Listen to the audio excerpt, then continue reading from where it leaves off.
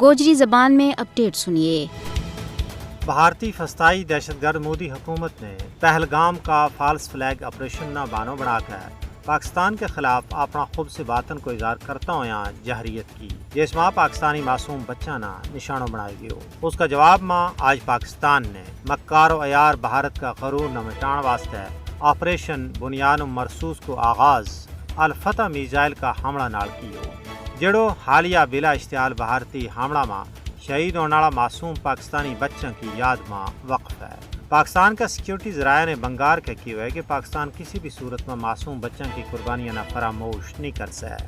Operation کا ایک حصہ کے طور پر پاکستان نے بیاس کا علاقہ برہموس میزائل کا ذخیرہ کرنے کی سہولت نہ کامیابی کے نال پیوندے خاک کر چھوڑے ہوا ہے، جڑو مبینہ طور پر پاکستان کے خلاف پہلا حملہ میں استعمال ہوئے تھو۔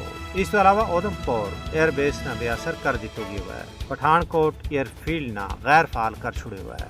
پاکستان کا D G ISPR lieutenant general Ahmed Sharif Chaudhry اور نے تصدیق کی ہے کہ بھارت نے ننکانہ صاحب ماں سکھاں کا مذہبی مقام نہ نشانوں بنان کی حماقت کی۔